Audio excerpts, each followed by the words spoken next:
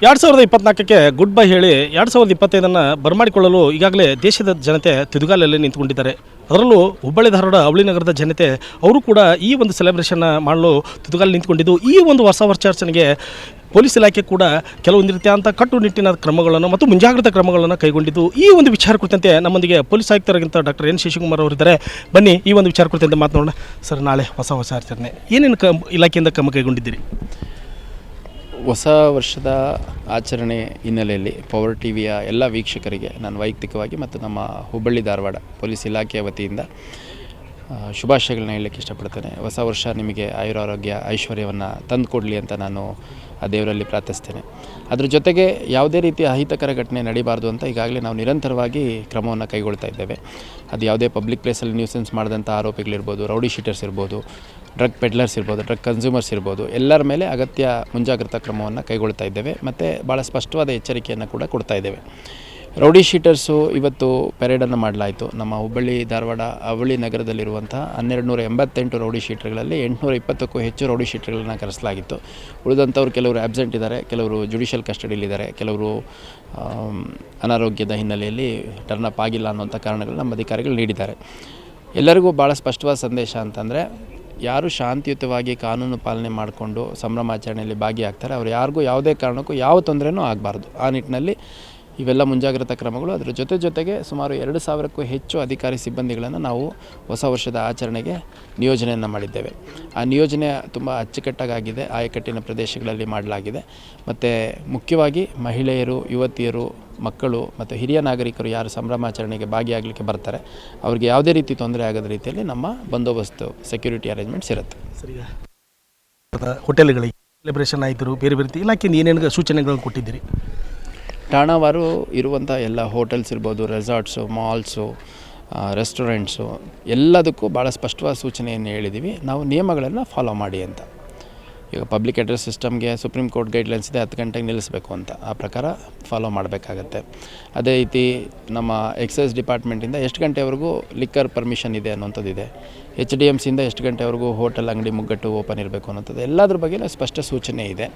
ಹಂಗಾಗಿ ಆ ನಿಯಮಗಳನ್ನು ಫಾಲೋ ಮಾಡಬೇಕು. ಅದನ್ನು ಬ್ರೀಚ್ ಮಾಡಿದರೆ ಅಗತ್ಯ ಕಾನೂನು ಕ್ರಮವನ್ನು ಕೈಗೊಳ್ಳಲಾಗುತ್ತೆ ಅನ್ನೋಂಥ ಒಂದು ಸ್ಪಷ್ಟ ಸೂಚನೆ ನೀಡಲಾಗಿದೆ. ಈಗಾಗಲೇ ಅವಳಿ ನಗರದ ಹೋಟೆಲ್ಗಳಿಗೆ ಪಬ್ಲಿಕ್ ಸಹಿತ ಸಾಕಷ್ಟು ಪ್ರಮಾಣದಲ್ಲಿ ಬುಕ್ಕಿಂಗ್ ಮಾಡಿಕೊಂಡಿದ್ದಾರೆ.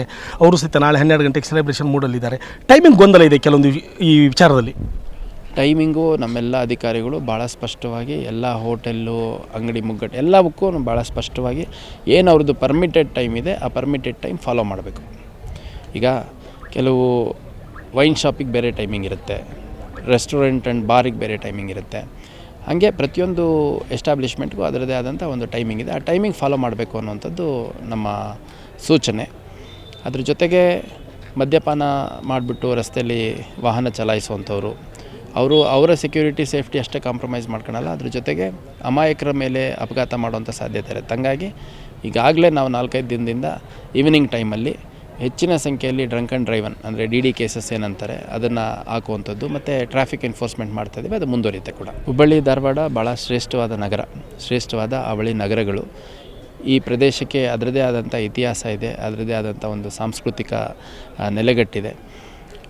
ಸಿದ್ಧಾರೂಢರು, ಶರೀಫ್ ಅಜ್ಜವರು ಸೇರಿದಂತೆ, ದಾರಾ ಬೇಂದ್ರೆಯವರು, ವಿಕ್ರು ಗೋಕಾಕ್ ಅವರು ಸೇರಿದಂತೆ ನಮ್ಮ ಭಾಗದಿಂದ ಈ ಪ್ರದೇಶಕ್ಕಷ್ಟೇ ಅಲ್ಲದೆ ರಾಜ್ಯಕ್ಕೆ, ದೇಶಕ್ಕೆ ಮತ್ತು ಅಂತಾರಾಷ್ಟ್ರೀಯ ಮಟ್ಟದಲ್ಲಿ ತಮ್ಮ ಕೊಡುಗೆಯನ್ನು ಸಲ್ಲಿಸಿರುವಂಥ ಭಾಳ ದೊಡ್ಡ ದೊಡ್ಡ ಮೇರು ವ್ಯಕ್ತಿತ್ವ ಇರುವಂಥ ವ್ಯಕ್ತಿಗಳಿದ್ದರು, ಈಗಲೂ ಇದ್ದಾರೆ.